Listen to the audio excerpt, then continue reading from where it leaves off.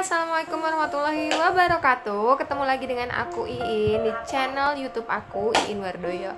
Aku mau ucapin terima kasih untuk kalian yang udah support aku, yang udah like, comment, dan subscribe YouTube channel aku, dan juga yang udah share dan nyalain tombol lonceng aku.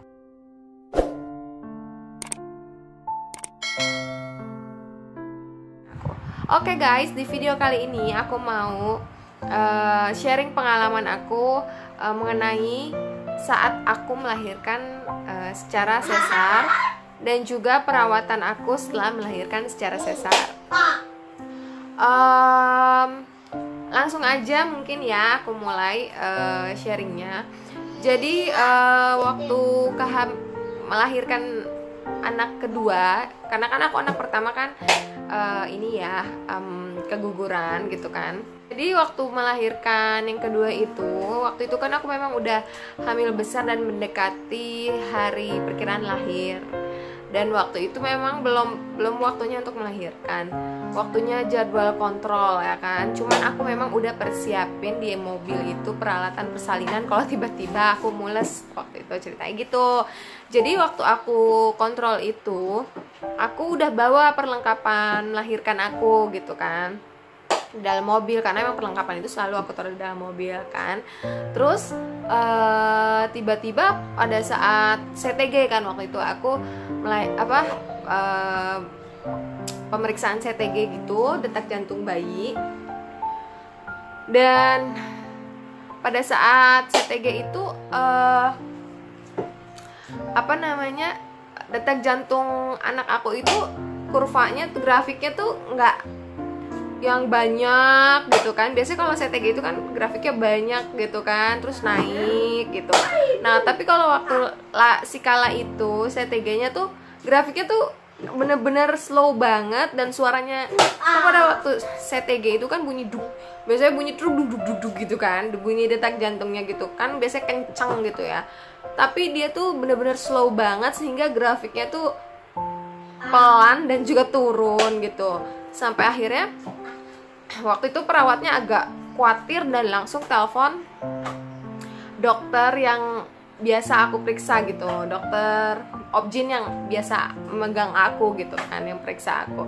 Perawat itu langsung gerak cepet, dia langsung hubungin Objin aku langsung datang ke ruangan CTG, dan dia bilang sepertinya ini harus segera dioperasi ya Bu, karena lihat ini grafiknya turun, ini takutnya membahayakan si babynya. Dokternya waktu itu bilang seperti itu. Aku sama suami tanpa berpikir panjang gitu ya udah gitu, karena memang waktu sebelumnya waktu USG itu dokternya itu udah bilang kalau anak aku itu kelilit tali pusar gitu. Akhirnya jadi ini nggak bisa, biasanya kalau mau operasi sesar itu kan ada puasa gitu ya. Tapi karena kondisi aku seperti itu, aku bener-bener nggak ada jeda waktu. Jadi aku abis dari ruang CTG langsung ganti pakaian operasi, langsung siap-siap operasi. Jadi dan dokternya juga bilang ini nggak pakai nunggu lama lagi ya Bu, ini langsung dioperasi seperti itu. Dan pada saat itu berapa menit doang gitu dari ruang CTG, aku ganti baju, berapa menit kemudian aku langsung masuk ke ruang operasi sama dokter gitu kan. Dan aku nggak ditemenin, nggak boleh masuk suami aku aku tuh sempet ketakutan juga, namanya juga gimana ya, itu tuh bener-bener mendadak gitu kan. Terus akhirnya padahal aku waktu itu memang ngarepin bisa lahiran secara normal gitu kan.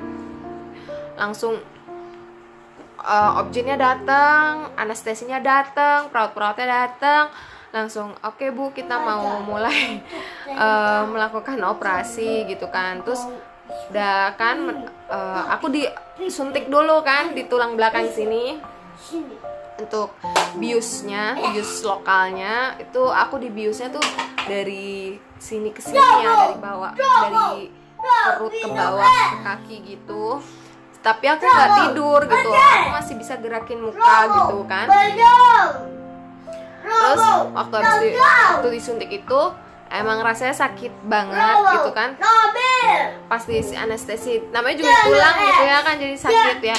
Terus pada saat selesai anestesi, Objin aku langsung melakukan entah apa gitu, terus dia bilang, gimana Bu, ada yang dirasain nggak gitu kan, mungkin untuk mengetahui.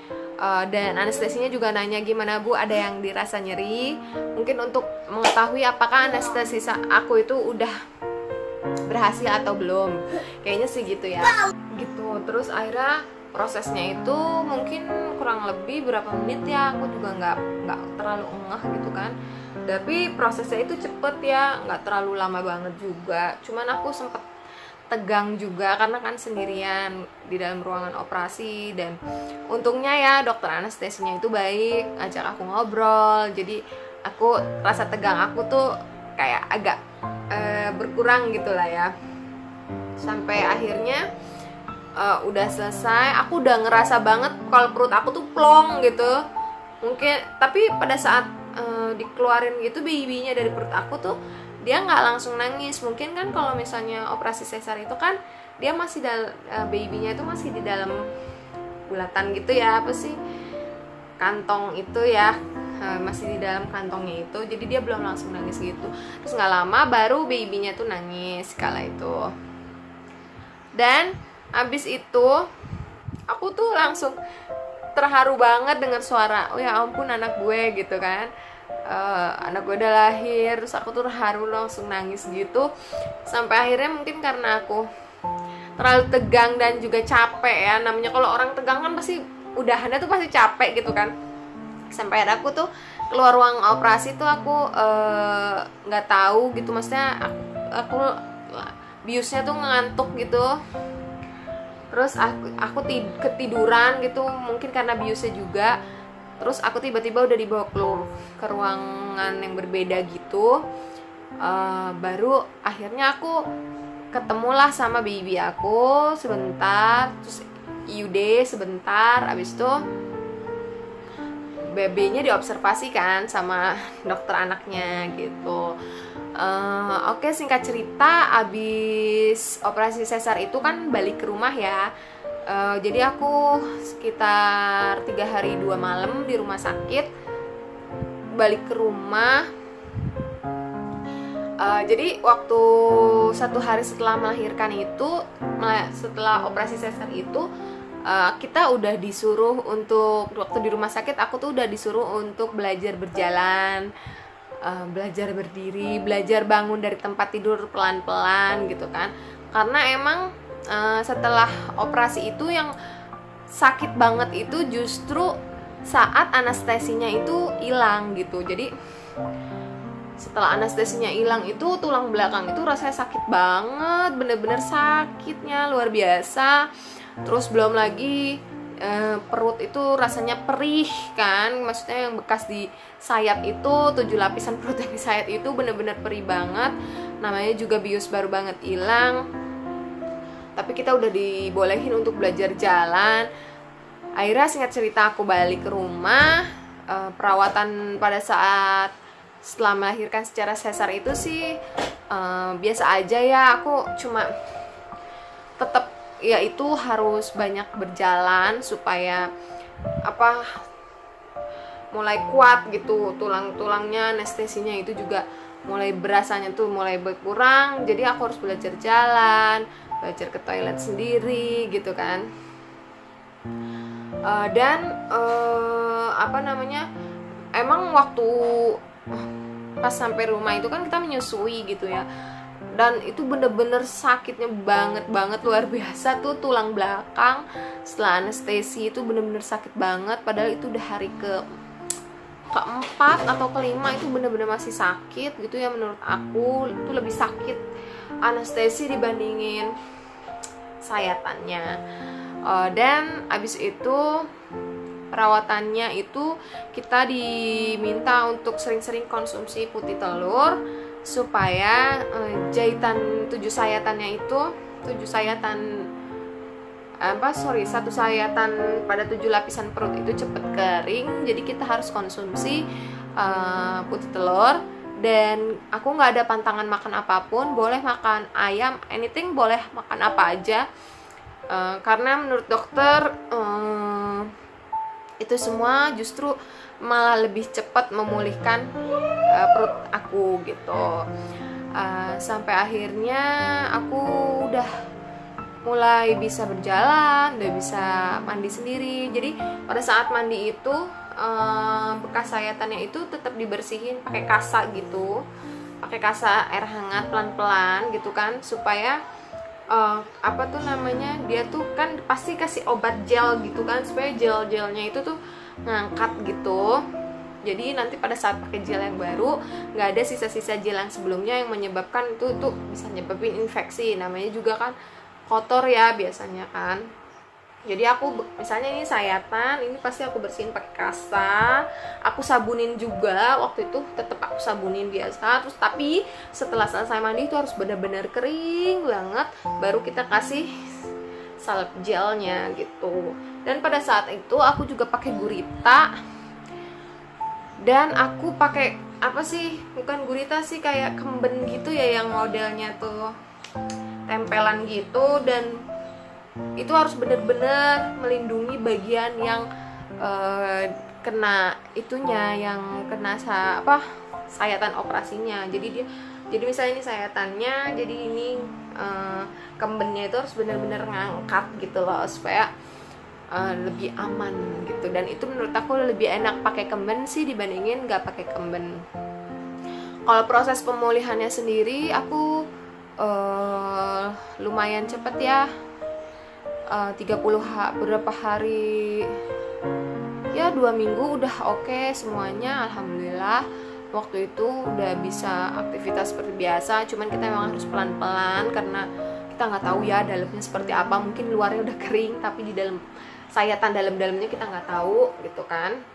Jadi aku nggak boleh ngangkat berat, terus aku nggak boleh terlalu lelah, terus nggak boleh stres, terus juga nggak boleh gendong-gendong dulu baby anak aku.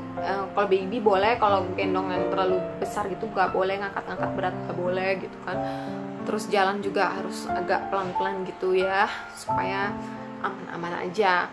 2 minggu udah oke, akhirnya aku 30 hari itu udah oke, udah bisa aktivitas sendiri. Terus 40 hari itu aku udah bisa masak dan ngelakuin aktivitas normal gitu. Maksudnya bisa masak, bisa ngurus anak sendiri, dan ya udah, alhamdulillah akhirnya waktu itu udah sembuh. Dan sampai saat ini alhamdulillah nggak ada kendala apa-apa ya. Cuman kalau ini kan udah mau 4 tahun ya aku dari sesar itu. Cuman kendalanya kalau kecapean aja dia suka nyeri gitu kan. Kalau kita angkat terlalu banyak beban berat itu juga nyeri.